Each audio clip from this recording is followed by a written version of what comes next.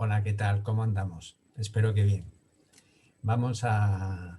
reforzar las clases presenciales virtuales. Con ya algunos de vosotros me lo habéis pedido. mm, Trabajando un poquito más lo relativo a los planes de igualdad entre hombres y mujeres aquí en el Estado español. Me voy a apoyar en algunas publicaciones, alguna referencia que hice en su momento en el sitio Educación, Formación y Empleo relativas al Real Decreto Ley 6.289 que se publicó en el año 2019. Luego haré referencia a dos reales decretos que se publicaron en el año 2020. Este Real Decreto 6/2019 pues trata de medidas urgentes para garantía de la igualdad de trato y de oportunidades entre hombres y mujeres en el empleo y la ocupación en España. Apunta el legislador español en el preámbulo de este Real Decreto que la igualdad de trato y de oportunidades entre mujeres y hombres es un derecho básico de las personas trabajadoras. El derecho a la igualdad de trato entre mujer y hombre debe suponer la ausencia de toda discriminación directa o indirecta por razón de sexo y especialmente las derivadas de la maternidad, la asunción de obligaciones familiares o el propio estado civil. El derecho a la igualdad de oportunidades entre hombres y mujeres supone su equiparación en el ejercicio de los derechos y en el cumplimiento de las obligaciones, de tal forma que existan las condiciones necesarias a nivel laboral para que su igualdad sea efectiva en el empleo y en la ocupación. Entiende el legislador español contrarias al derecho a la igualdad de trato y de oportunidades entre hombres y mujeres, las discriminaciones directas e indirectas, el acoso sexual y el acoso por razón de sexo, la discriminación por el embarazo, la maternidad, la asunción de obligaciones familiares o el ejercicio de los derechos de corresponsabilidad de la vida personal, familiar y laboral. Pero también, como no podía ser de otra forma, las represalias como consecuencia de las denuncias contra actos discriminatorios y los actos y cláusulas de los negocios jurídicos que constituyan o causen discriminación por razón de sexo. En este sentido, los poderes públicos españoles están obligados a adoptar medidas específicas a favor de las mujeres cuando existan situaciones patentes de desigualdad de hecho respecto de los hombres. Tales medidas, que serán aplicables en tanto subsistan dichas situaciones, habrán de ser razonables y proporcionadas en relación con el objetivo perseguido en cada caso. Apunta el legislador la necesidad de tener presente que en la relación de trabajo las personas trabajadoras, mujeres u hombres, tienen derecho a ejercer la corresponsabilidad de la vida personal, familiar y laboral, quedando prohibido cualquier trato discriminatorio directo o indirecto por razón de sexo. En ese sentido, se plantea la modificación también de la Ley Orgánica 3/2007, pretendiendo extender la exigencia de redacción de los planes de igualdad a empresas de 50 o más trabajadores, creando la obligación de inscribir los mismos en el registro que se desarrolla posteriormente a nivel reglamentario. También reforma, este Real Decreto reforma el Estatuto de los Trabajadores, planteando remarcar el derecho de los trabajadores a la conciliación de la vida personal, familiar y laboral. Conciliación de la vida personal, familiar y laboral, estableciendo el derecho del trabajador a la remuneración correspondiente a su trabajo, planteando la igualdad de remuneración sin discriminación, introduciendo en el ordenamiento jurídico español el concepto trabajo de igual valor. Trabajo de igual valor. Posteriormente, también se encuentra recogido en el sitio Formación para el Empleo, informaba de la publicación en el Boletín Oficial del Estado Español del Real Decreto 901 en 2020, por el que se regulaban los planes de igualdad y su registro, y se modificaba el Real Decreto 713-2010 sobre el registro y depósito de convenios y acuerdos colectivos de trabajo.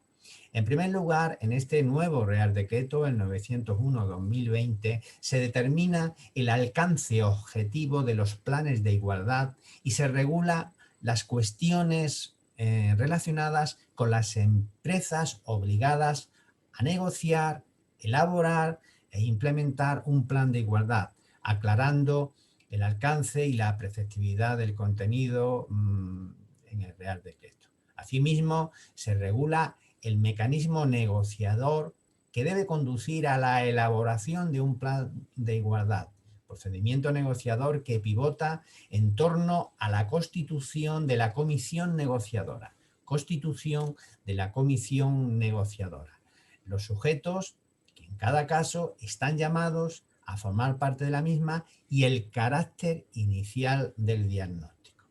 El legislador también ha tratado el ámbito material de los planes de igualdad, dando desarrollo al contenido que estos planes deben tener. El diagnóstico como elemento esencial de la obligatoriedad de los planes, una vez adoptado, que define su alcance, las estrategias, las medidas y los objetivos, cualquiera que sea su naturaleza y origen, debe ser el producto de una labor técnica recogida de información, análisis cuantitativo y cualitativo, y al tiempo suponer un consenso sobre la situación de partida de la empresa y sus necesidades específicas. Dado que una parte esencial del contenido del diagnóstico, las auditorías retributivas que ahora veremos, iban a ser objeto de desarrollo en un posterior Real Decreto sucesivo, el 902-2020, de igualdad retributiva entre hombres y mujeres, se hacen las referencias precisas para tener en cuenta dicho desarrollo reglamentario. Otro aspecto que recoge el Real Decreto 901-2020 como parte del alcance material obligatorio de los planes es el desarrollo de las medidas y sistemas de seguimiento y evaluación, subrayándose la necesidad de adoptar criterios y plazos de revisión que garanticen la eficacia y adecuación de estos planes de igualdad. Por último, en este Real Decreto 901-2020 se desarrolla la obligación de registro de los planes de igualdad mediante la modificación de otro Real Decreto del año 2010, 713-2010, obligación que se extiende a todos los planes de igualdad, al margen de su origen y naturaleza, así como al depósito voluntario de las medidas y protocolos de prevención del acoso sexual y por razón de sexo, que en defecto de los planes de igualdad están obligadas todas las empresas a elaborar y aplicar. Finalmente, voy a referenciar brevemente el Real Decreto 902-2020, que de alguna forma complementa la regulación contenida en el que hemos visto anteriormente, en el 901-2020, por el que se regulan los planes de igualdad y su registro. Y también se vuelve a modificar el Real Decreto 713/2010 sobre registro y depósito de convenios y acuerdos de trabajo. Decir que este 902 también desarrolla lo establecido en el Estatuto de los Trabajadores, en los artículos 22.3 y 12.4d. Ambos modificados por el Real Decreto 6/2019 y que establecen respectivamente la obligación de que la clasificación profesional se realice conforme a criterios libres de discriminación y la garantía de ausencia de discriminación, tanto directa como indirecta, entre hombres y mujeres en el caso de los contratos a tiempo parcial. En relación al objeto, el legislador lo describe como ese conjunto de medidas específicas para hacer efectivo el derecho a la igualdad de trato y no discriminación entre mujeres y hombres en materia retributiva y al desarrollo de los mecanismos necesarios para identificar la existencia de brechas retributivas injustificadas o discriminatorias. Dos son los elementos básicos que recoge este decreto 902/2020 para hacer efectivo el derecho a la igualdad de trato y no discriminación. Por un lado, el principio de transparencia, que permite obtener información suficiente y significativa sobre el valor y cuantía de las retribuciones, permitiendo deducir e identificar posibles discriminaciones, tanto directas como indirectas. Y por otro, la obligación de igual retribución por trabajos de igual valor, aportando todos los datos que deben ser tenidos en cuenta para un correcto ejercicio de valoración. El Real Decreto incluye tanto las normas generales sobre el registro retributivo, desarrollando los elementos objetivos, personales y temporales de la obligación de registro establecida en el Estatuto de los Trabajadores, en el artículo 28.2, como las normas que se refieren de manera específica al registro de empresas con obligación de auditoría, lo que vincula el contenido de los registros retributivos con los planes de igualdad y el objetivo de estos últimos.